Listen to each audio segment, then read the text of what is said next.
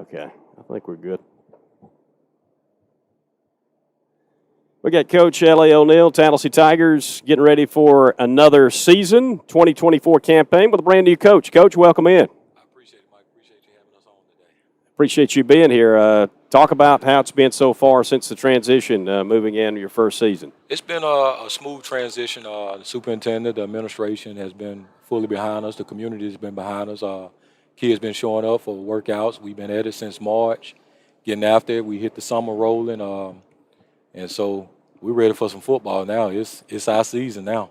Y'all started this week with some practice. Are you doing two-a-days? We do two-a-days every other day. So we did two-a-days yesterday, and then we got to practice this afternoon, and then we'll hit another two-a-days tomorrow, and morning practice the next day, and then Friday's kind of a holiday for us, so we'll practice Friday morning, and then we'll give them Friday afternoon off. Is it hotter here in Garrett Coliseum or out on the practice field? Ooh, it's a little humid in here today. 107 is the heat index today, and 112 for tomorrow. I mean, I don't know how you deal with that. Obviously, you get a lot of breaks in and getting them hydrated as well, right? And the way we trying to do it is, we beat that heat. We get in early in the morning and then later on in the afternoon. If you practice during the middle of the day, you're going to have to go 20 minutes and then take a break, and it's just interrupt your practice too much. So if you can get the kids dedicated to getting there early in the morning and then coming back late in the afternoon, that's the way you can beat the heat. Well, you've had a little time to kind of get to know the team. What do you think you got? I know there's been some acquisitions, too, in the offseason. Some guys have come in. You got three guys here with you today we'll talk with in a minute, but what's it look like so far? Look, we're going to be a hard-nosed physical team.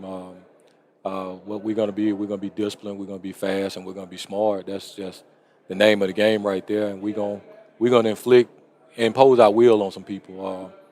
We want our team to be a tough team, to be a physical team, and to play the game the way it's meant to be played. Last year, 4A at BTW took them all the way to semis. They'd never, before you got there, even won a playoff game. Tallassee's been to the semifinals only twice in its history, and we're honoring those teams this year's 25th anniversary. The 99 team made a long run. You know Coach Ansley, obviously. Oh, yeah. And the 84 team was the other team. You've been there. What will it take to get deep runs into the playoffs with this bunch? I know they're coming off of a tough year last year. Biggest thing, you got to stay healthy. Peak at the right times and play sound football, and then you need a little luck on your side as well. If we just control what we can control, our attitude, our effort, and the ability to control the ball, not turn the ball over, we'll see how things shake up. Tell about these newcomers that are coming in that we've added to the roster. So we've added Kevin Mason. He came in from Southern Prep Academy. Used to be Lyman Ward.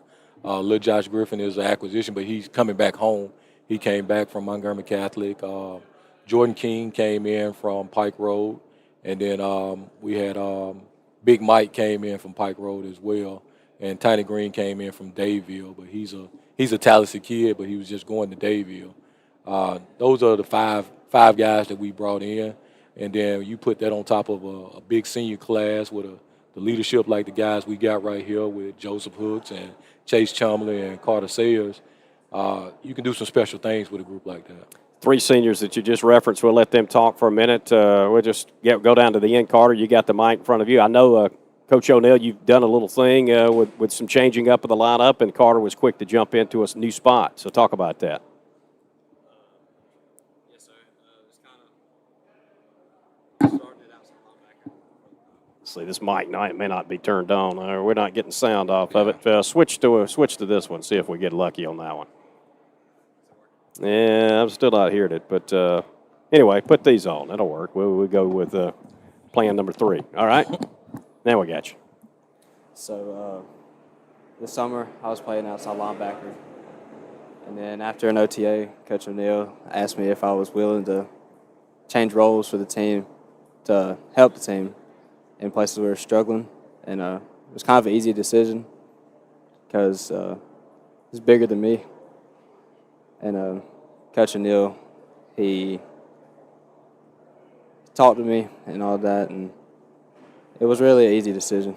And you're on the offensive line, right? Yes, sir. So what position is it you're playing? Right tackle. Yeah, so how's that adjustment been for you so far? It's taken a little bit to get used to, just the movements and plays. But overall, I've played O-line my whole life. and it's kind of just got to get back and used to how my old way used to be. You what's your size? What are you? I'm about 5'10", 200. Yeah. Well, and he's what you're looking for up front, right? Exactly. Because we got some holes to fill from last year, I know, in that offensive front, right? Oh, yeah. And Carter's a team-first guy. When I came to him, I just told him to think about it, and it'll help the team out if we can move you from linebacker to O-line, because we was having some problems picking up some guys, and I know that he's a scrappy guy, and that's what we look for. You don't have to be the biggest to play the O-line for us, but you got to have a lot of fight in you, and he's the type of guy we was looking for to play the O-line, and very unselfish. To give up the number 5, most people don't want to give up a single digit, but to give up the number 5 and put on 51, that was huge, and it says a lot about his character.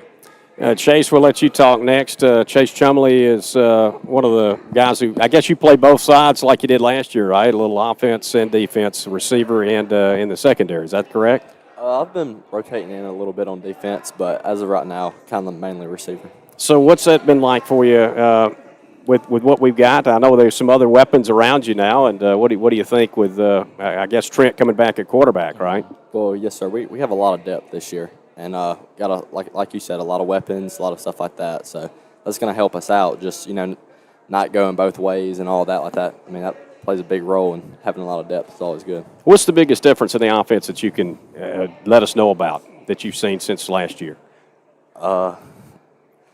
I mean, it's a big difference for sure. I mean, we got the coaches around us now that helping us out and stuff, and we're all in. We've all kind of balled in and stuff, and like I said, we got tons of depth and everything, so we're ready to go. Coached him up well. He was not going to tell me what you guys are doing on offense. Joseph, let you talk. I know you are one of those guys that will be getting the ball a lot, just as you did last year. Talk about what you're doing as on the team.